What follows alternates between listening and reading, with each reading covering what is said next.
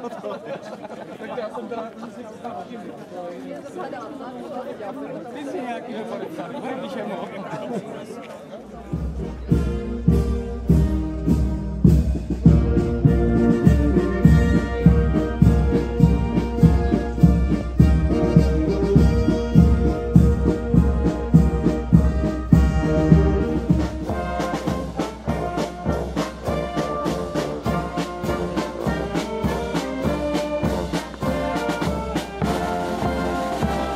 Vážení hosté, bratři a sestry, dovolte mi vás uvítat, neboli je mou milou povinností vás uvítat na 18. setkání historických praporů.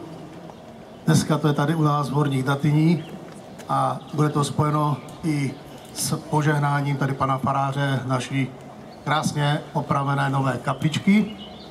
A samozřejmě, jak většina z vás víte, máme dneska i další jednu krásnou akci, a to oslavy 100 let výročí našeho založení. Někteří se toho asi odpoledne zúčastníte, takže nás dneska čeká opravdu náročný a perný den. Jde vidět, že pan farář a Rostík a ostatní se krásně modlili, jelikož nám to počasí úplně nádherně vyšlo, takže to je dobře, protože lépe to je u sluníčka než v dešti. A mi teďka nezbývá, než vás ještě jednou přivítat a dát slovo panu faráři, ať pronese svou řeč.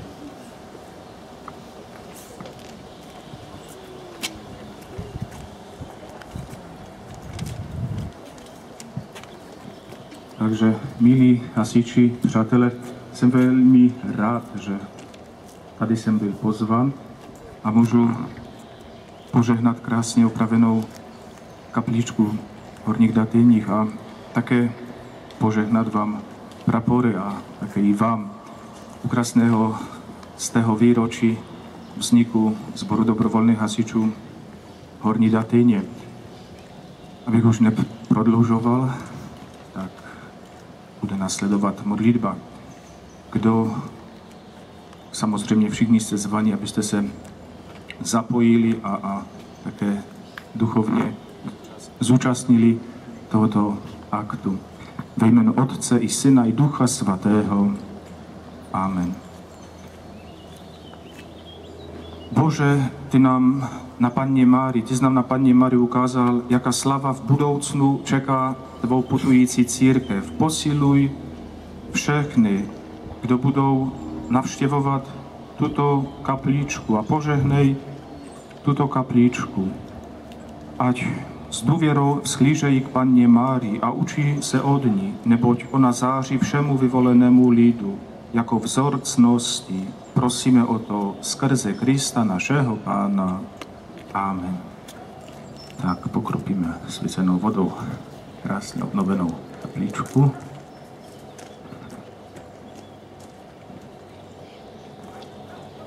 Nebojte, taky ještě vás pokropím, přijde čas. Tak. A prapory, které žehnáme, jsou symbolem naší jednoty a bratrství. Spojme se tedy ke společné modlitbě a volejme k našemu nebeskému Otci. Všichni po každé přimluvě budeme odpovídat. Prosíme tě, vyslyš nás.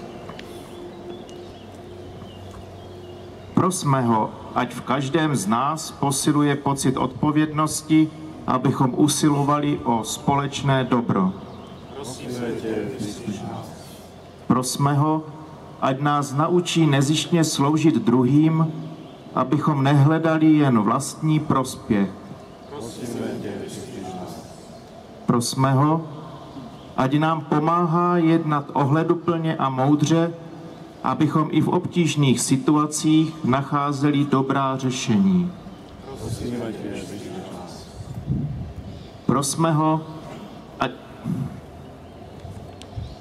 ať nás naplní vnímavostí vůči potřebám druhých, abychom byli obětaví a nemysleli jen na sebe.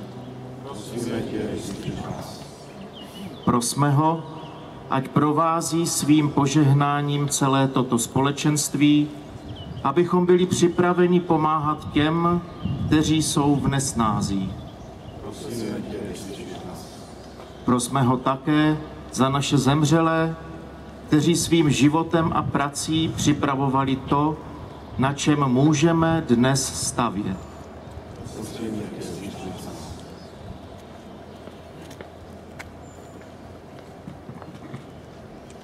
Bože náš nebeský Otče, tyto prapory jsou znamením jako symbol společenství. Požehnej je a požehnej také naše hasiče, kdo to společenství vytvářejí trvalou připomínkou společných úkolů a cílů, provázejí je svým požehnáním, ať si ochotně navzájem pomáhají, ať jednají vždy tak, jak se tobě líbí. Prosíme o to skrze Krista našeho Pána. Amen. A teď vás ještě pokropím svěcenou vodou. Jste sice svatí všichni, svatozáře máte nad hlavama. Také vítám i z Bonkova, z Polski, ze Śląska. Přibyli tutaj strażacy. Taki partnerschaft tu jest. Drużba czeski. Także również ich pięknie witamy między nami.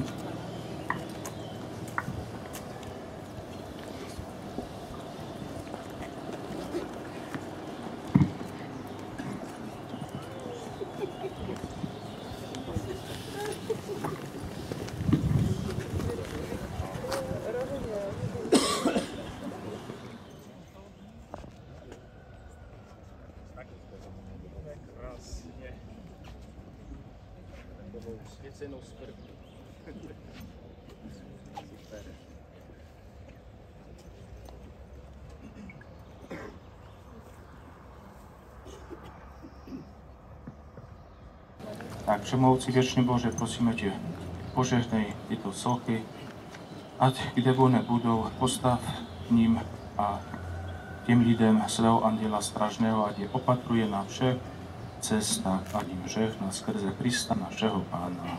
Amen.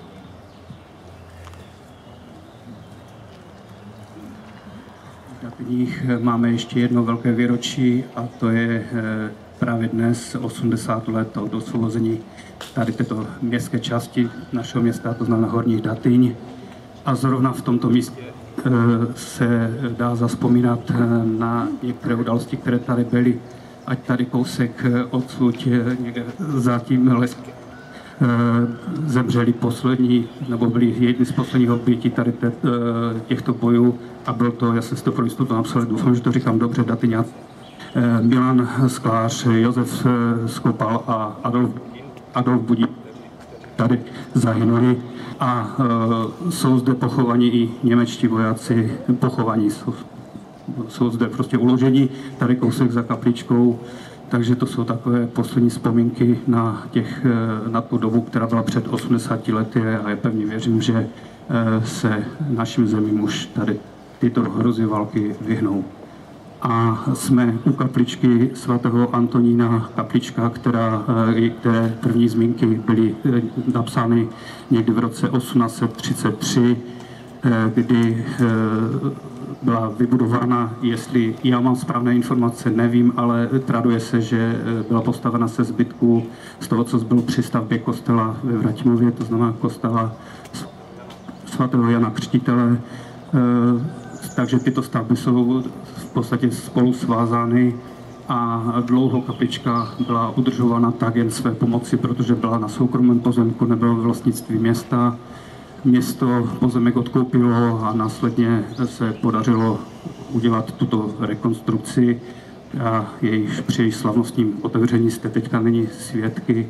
Toto bylo započato loni koncem roku 24 a podělala se na to firma pana Jirky Pardubického, který je tam vzadu schovaný, tak skromně, ale Jirko, já tě poprosím, ať jdeš k nám.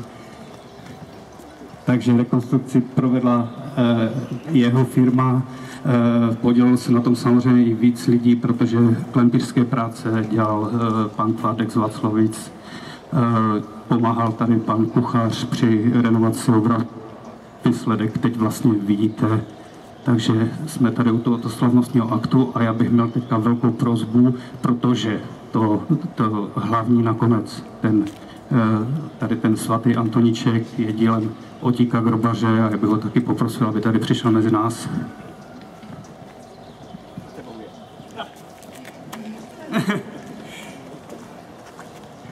A zrovna ty dva pány, kteří mají tu největší zasluhu na tom, že teď tady můžeme být a že naše nejstarší stavba v Horních Datyních je opět krásná, svítící, sluníčko nám k tomu pomáhá, tak aby sošky slavnostně předali do kapličky a poprosím o první zazvonění.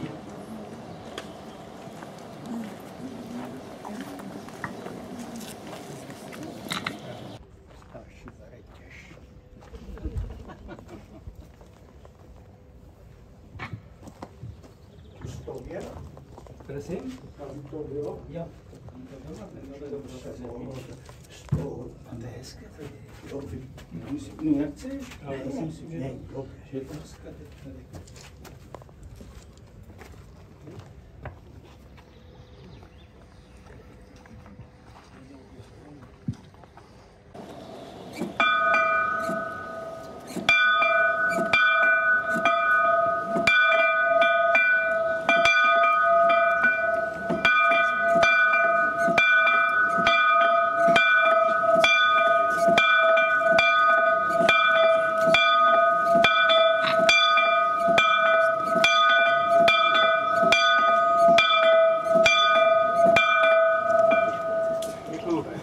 To zaslouží potlesk.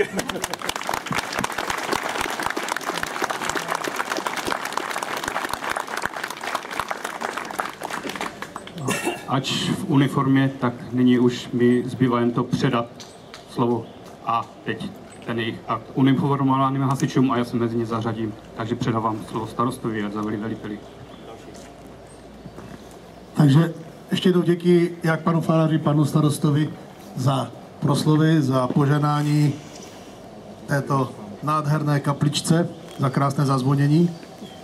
A teď už je to na našem veliteli Liborovi Svobodovi. On se na to celou dobu těšil, jak bude velet. Takže všichni bedlivě poslouchejte, má to krásně natvičené. A hlavně leva, jak říkala Anička. Takže Libore, je to na tobě. Slavnostní průvode, pozor! V pořadí mažoretky, za nima orchestr, za nima prapory a za nima uniformovaní hasiči. Seřaďte se! Pozor!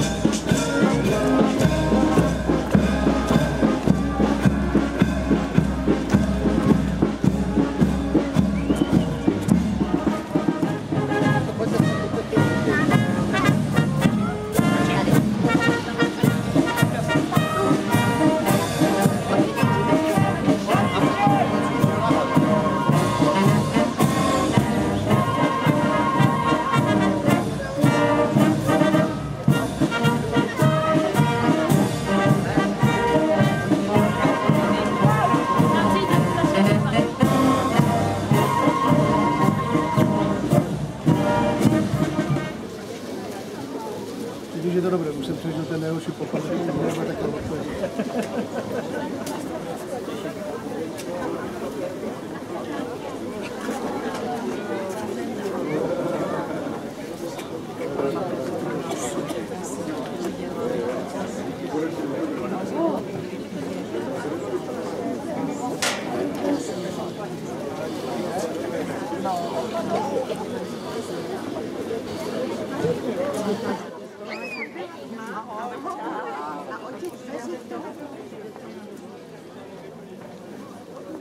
Já to sice uvidím, což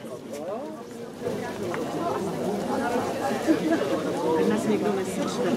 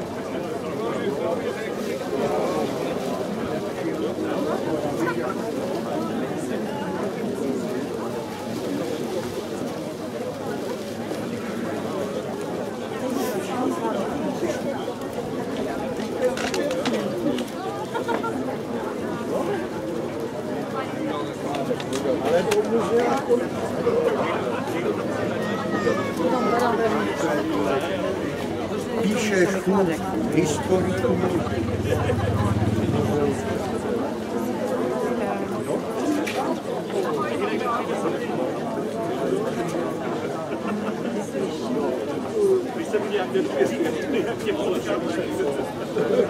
No nie, to tak budu zavratilo, protože to určitě neví.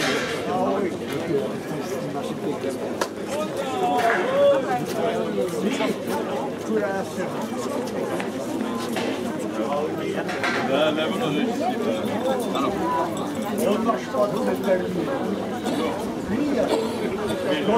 Já jsem jestli za to čekal. Ne, to je prachy,